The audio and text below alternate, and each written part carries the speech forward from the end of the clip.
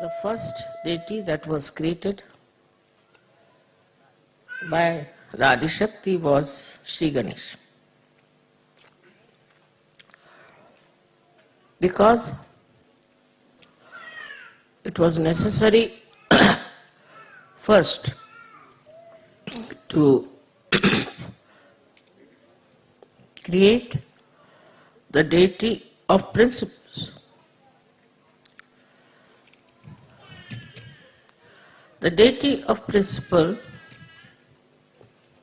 in the sense that whatever is created, whatever is there, is called bhava, whatever has been so far created, up to human level, everything had to be through the implanted mechanism of energy. Otherwise, nothing could have been created.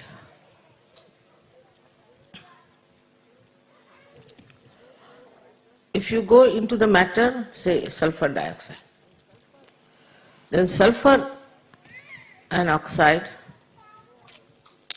go on deep into it till you reach the state when it is a molecule.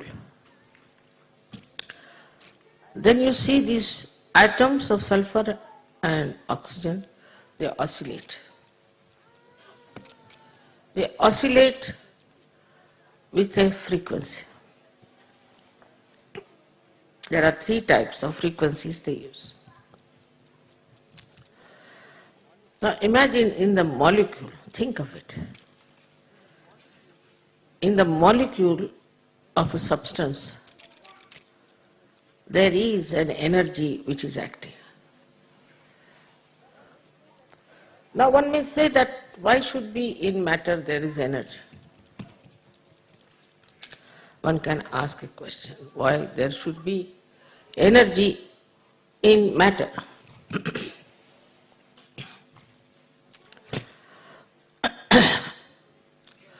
If there was no energy in the matter, how can you have all chemical compounds? Who pushes them? Say you have sodium chloride. Sodium and chloride are attached to each other. But if the chloride has to go to some other atom, then who does that? There has to be some energy which is absolutely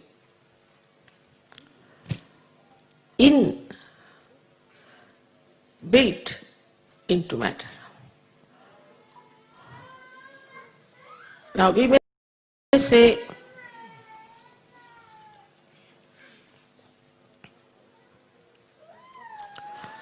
that what about water? You know water has energy. That's how we have hydrostatics. Even coal, even stones, all of them have got energy within themselves. And it is all controlled by the principle of Shri Ganesha. So though he is such a small, tiny little child, how great is his work and how much he has to work out. Now from matter you move, say, to living plants, then to animals, then to human beings.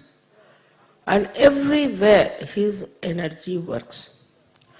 At the level of matter they might call it electromagnetic. But potentially it is the energy of Shri Ganesha which is electromagnetic at that point. Then it starts evolving, growing. That's how we have different stratas of energies that we see in different growth of the evolution.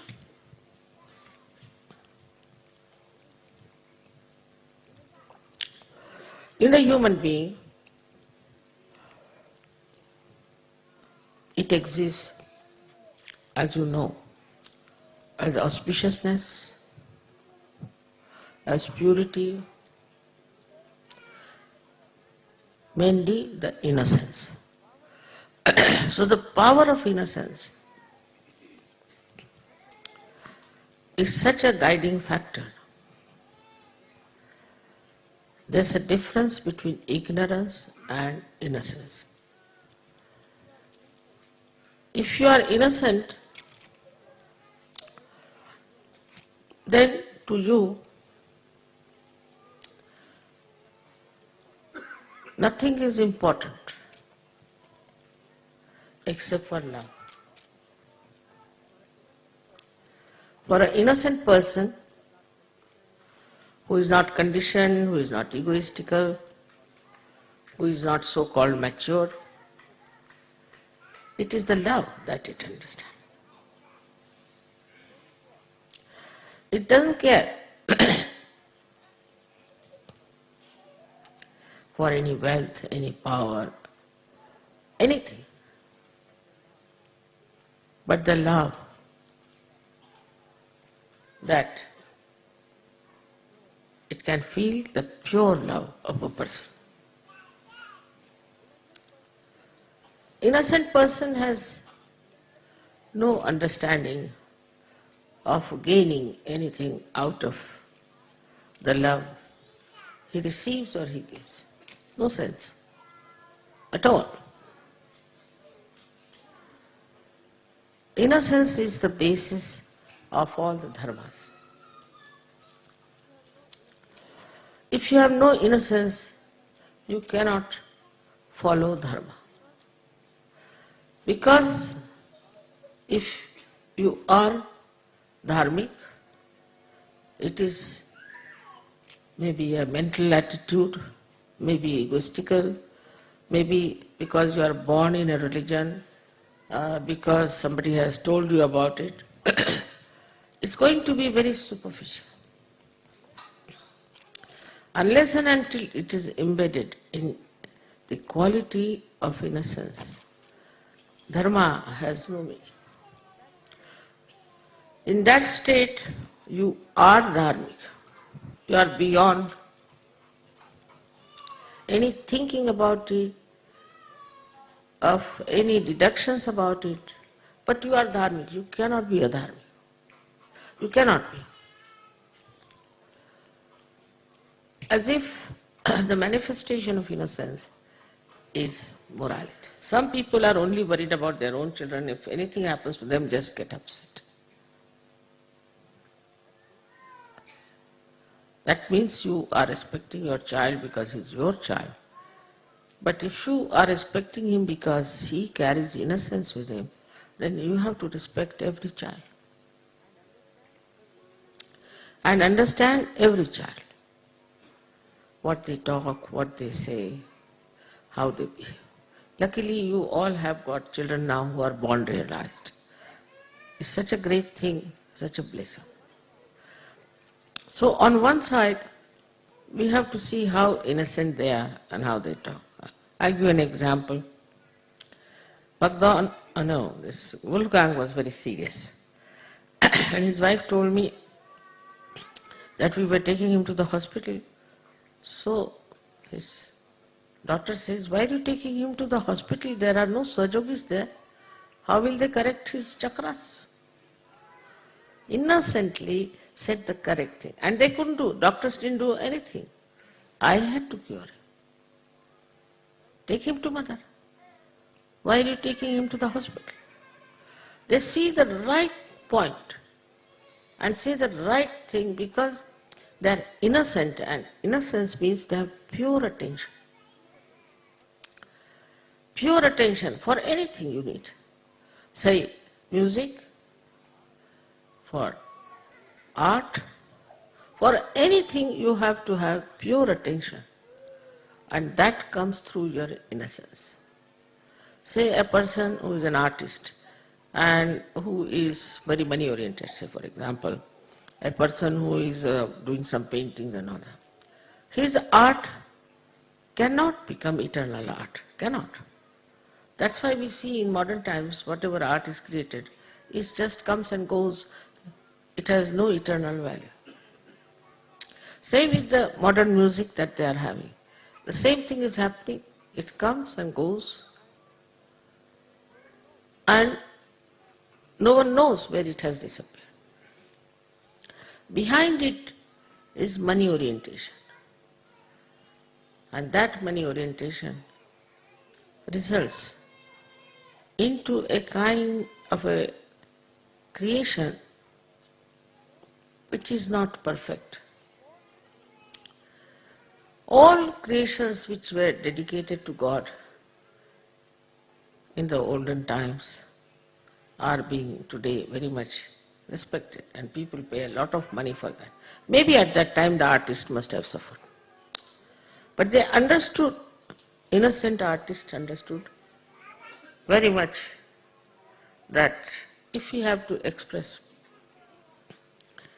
we must truthfully do it, not to please the people, not to please anyone, but to please God. As you know that Michelangelo had a big fight with his Pope here because he couldn't tolerate nonsense that was coming from the Pope. All the artists always have been fighting, real artists. So this innocence also gives you a power of self-understanding. You know where you stand. A person who is innocent knows very well that he is standing on the pedestal of virtues. He should not give in to all kinds of nonsensical things which are very popular, maybe fashionable, maybe accepted. For what? For what are we going to sacrifice our innocence? What is our gain? Maybe some people are too brilliant and they may try to show off with their brilliance for a short time, but they don't remain in the eternal history. They go as egoistical people or as very dishonest people. Nobody respects them. You go into a jungle now, I don't know, we are going to take you this time, into a jungle. You will have no smell, no horrid things to see, nothing. It's very clean, spick and span, all the time. But you put one human being, you will immediately know there has been a human being. They have their own systems of keeping things clean.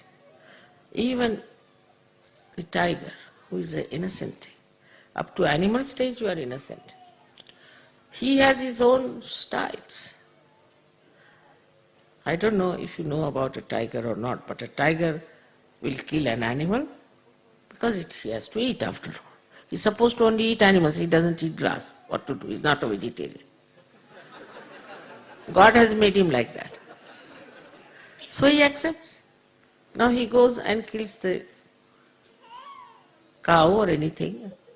Then he leaves his kill there for the blood to ooze out. Nobody will touch that. Nobody. Because he is really the king, not out of fear, but a protocol. Then next day he goes, he eats, then his family eats and all that, then finished for the whole month. They come out. Then the lower animals start going there. Like you have, I don't know what to call them. I miss in English. I don't know if they have leopards. Leopards and all these animals come out. And they start eating. Then even lower and lower till the birds. Still the crow, they stay back. Last are crows. Can you imagine? Such a system there. They go all the way from Siberia to Australia. How do they manage? Think of it. What gives them direction is innocence. And the innocence is magnet. It's a magnet. So actually it's a magnet. In a human being, you do not find a magnet because it has now evolved so much, but it starts just like a magnet. So they know which is north, which is south, east and west. Even a little bee you find and put a mark on it. It goes to the place from where it has come. How does it find? Its own way. Is the innocence is like a magnet, acts like a magnet. Even in the fishes. Just imagine how fishes have direction. We don't have.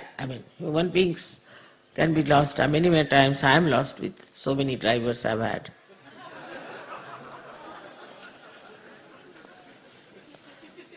So many times I've been lost.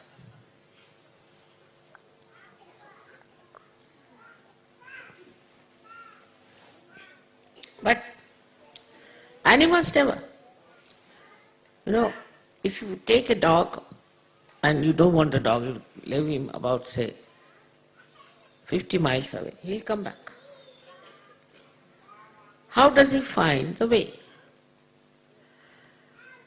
So, there are qualities which are built in within them through their innocence are actually the qualities of electromagnetic force and also pranava. That is, when electromagnetic force is charged with Ganesha's principle. That's why they are so systematic. They are so clean. They are so sensible.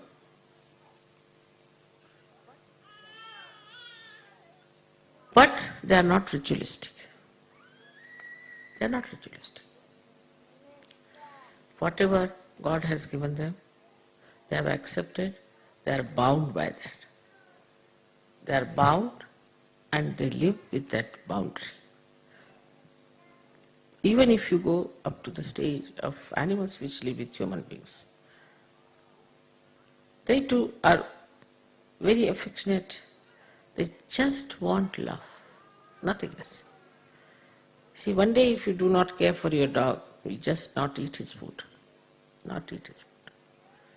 You wouldn't care for the food. It is so remarkable, even I have seen among children, how they just want love. They don't accept anything else but love. But as soon as they start growing up, you see, especially in a materialistic world, then the whole materialism comes. So the second way we kill our children's innocence is putting materialistic ideas into their heads. Of course, the media is there, which is selling nowadays a teddy bear which has a birthday. Teddy bear has a birthday. Can you imagine? So everybody is buying teddy bear with a birthday. Because the parents don't want to be in the company of children. So they get some sort of a toys, this, that. One or two is all right. I put them with the toys, with the television on, now sit down. Children start becoming naturally materialistic. They start asking for things and for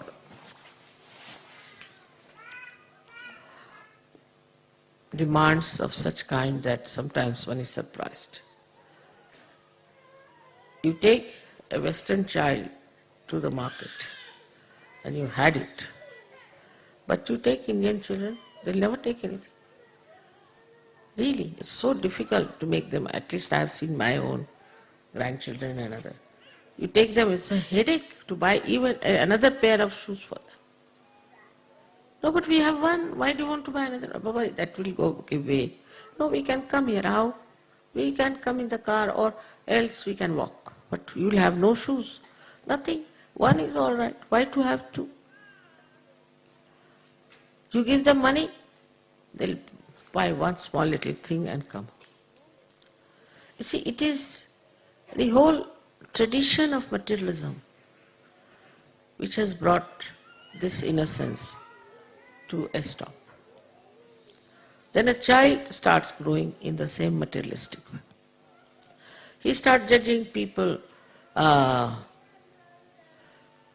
like how many cars you have. You see, they are so stupidly materialistic that I went to Boston and the television people asked me how many Rolls Royces you have. I said, I don't have any. They said, we are not interested, you are not in the business.